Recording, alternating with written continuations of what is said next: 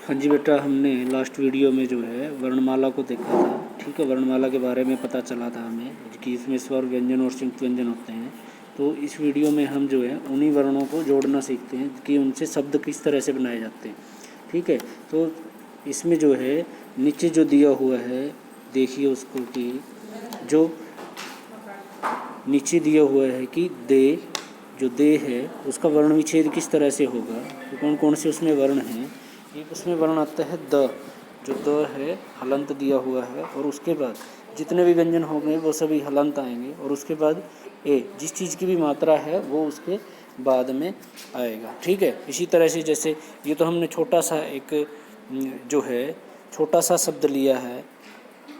ठीक है, ये जो है एक छोटा सा है अक्षर है। ठीक है, उसके बाद शब्द देखिए देव है, तो द हलंत एक, और फिर व हलंत और अ, तो क्या बन गया वो देव। ठीक है, उसके बाद कऊ, तो क हलंत है, औ की मात्रा थी तो यहाँ पर औ आएगा। ठीक है, उसके बाद कौआ है। ठीक है, कौआ, क हलंत औ, फिर व हलंत और आ। इस तरह से जो है इनको हमने जोड़ना है।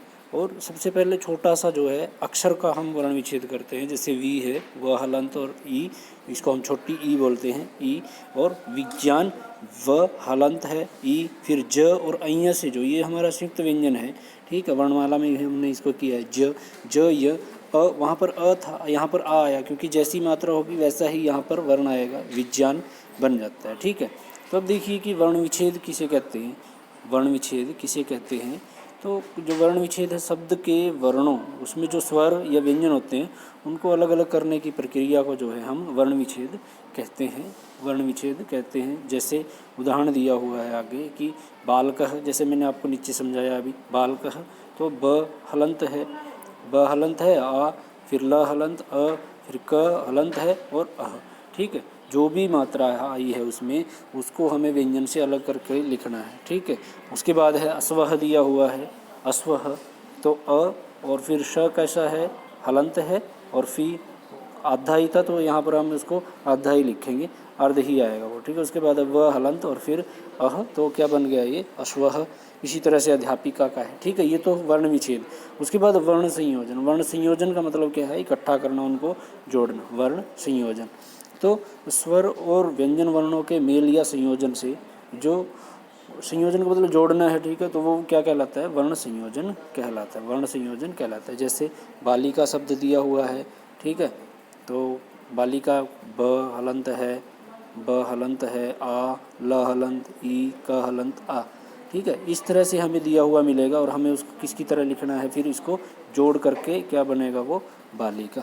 ठीक है, उसके बाद आम्रमम है, आ, फिर आ है, म हलंत है, र हलंत है, अ और म, फिर हम इसको इकट्ठा करते जाएंगे। आ अलग से आएगा, फिर म हाफ है, र नीचे आ गई मात्रा, फिर यहाँ पर देखिए, फिर म हलंत है, म हलंत बाद में आ जाएगा। ठीक है, इसी तरह से कोकिला शब्द है, क हलंत है, ओ, क हलंत, ई, कोकी, ल हलंत और आ।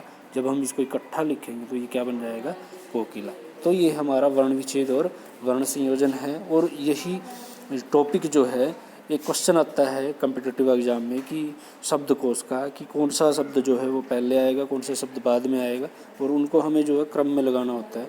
तो वो उनके लिए, उसके लिए ये हमारी एक प्रथम सीढ़ी है, पहली सीढ़ी है। अगर हमें ये अच्छी तरह से आ गया तो उसके बाद आपको एक शब्दकोश का वीडियो दिखाया जाएगा और जिसमें आपको शब्दकोश सिखाया जाएगा। ठीक है, तो उसके लिए सर्वप्रथम आपको ये जानकारी होनी आवश्यक है।